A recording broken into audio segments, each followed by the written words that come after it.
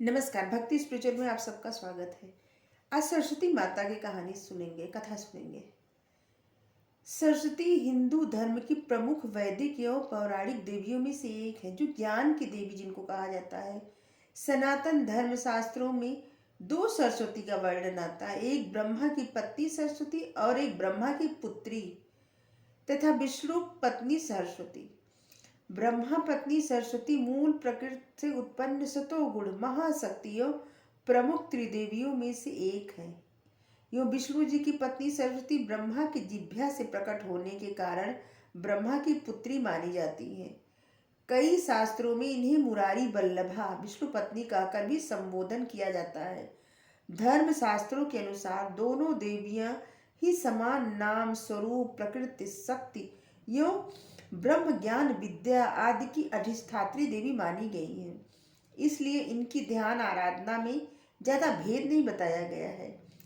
ब्रह्म विद्या एवं नृत्य संगीत श्रेष्ठ के अधिष्ठाता के रूप में दक्षिणामूर्ति नटराज, शिव एवं सरस्वती दोनों को माना जाता है। इसी कारण दुर्गा सप्तशती की मूर्ति रहस्यों में दोनों को ही प्रकृति कहा गया है।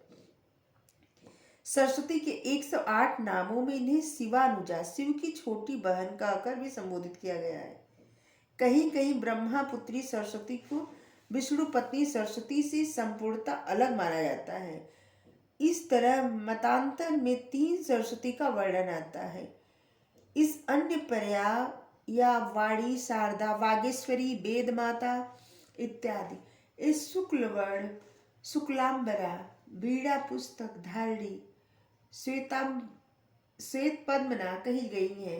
इनकी उपासना करने से मूर्ख भी विद्वान बन जाते हैं। माघ शुक्ल पक्ष श्री बसंत पंचमी इनकी विशेष रूप से पूजा करने की परंपरा है। देवी भागवत के अनुसार विष्णु पत्नी सरस्वती वैकुंठ में निवास करने वाली यह पितामह ब्रह्मा की जिह्वा से जन्मी है तथा कहीं कहीं ऐसा भी वर्णन आता है कि नित्य गोलोक निवासी श्री कृष्ण भगवान की वंशी से प्रकट हुई देवी सरस्वती का वर्णन वेदों के मेधा सूक्तों में, उपनिषदों, रामायण महाभारत के अतिरिक्त कालिका पुराण, बृहत नंदीश्वर पुराण, यह शिव महापुराण, श्रीमद देवी भागवत पुराण इत्यादि इसके अलावा ब्रह्म वैवर्त पुराण में भी विष्णु पत्नी सरस्वती का विशेष उल्लेख आता है। सॉरी। पौराणिक कथा के अनुसार सृष्टि के प्रारंभिक काल में पितामह ब्रह्मा ने अपने संकल्प से ब्रह्मांड की तथा उसमें सभी प्रकार के जघम स्थावर जैसे पेड़ पौधे, पशु पक्षी, मनुष्य आदि योनियों की रचना की। लेकिन अपनी सर्जन से वे संतुष्ट नहीं थे। उन्हें लगता था कि कुछ तो कमी रह गई, जिसके कारण चारों ओर मौन छाया रहता है। तब ब्रह्मा जी ने इस समस्या के निवारण के लिए अपने कमंडल जल से अपने अंजलि में लेकर के संकल्प करके छिड़क दिया। भगवान विष्णु की स्तुति करना आरंभ की। ब्रह्मा जी की किए स्तुति को सुनकर भगवान विष्णु तत्काल ही उनके सम्मुख प्रकट हो गए और उनकी समस्या जानकर भगवान विष्णु ने मूल प्रकृति आदिशक्ति माता का आह्वान किया। विष्णु जी के द्वारा आह्वान करने से मूल प्रकृति आदिशक्ति वहां तुरंत ही ज्योतिपुंज में रूप में उपस्थित हो गई। तब ब्रह्मा एवं विष्णु जी ने उन्हें संकट को दूर करने का निवेदन किया। ब्रह्मा जी तथा विष्णु जी की बातों को सुनने के बाद उसी क्षण मूल प्रकृति आदिशक्ति के संकल्प से तथा स्वयं के अंश से श्वेत वर्ण एवं प्रचंड तेज उत्पन्न किया, जो एक दिव्य नारी के रूप में बदल गया, जिसके हाथों में बीड़ा, वर मुद्रा, पुस्तक एवं माला एवं श्वेत कमल पर विराजमान थी। मूल प्रकृति आदिशक्ति शरीर से उत्पन्न तेज से प्रकट होते ही उस देवी ने बीड़ा का मधुर नाद किया, जिससे समस्त राग रागनियां संसार के समस्त जीव जंतुओं को वाणी प्राप्त हुई।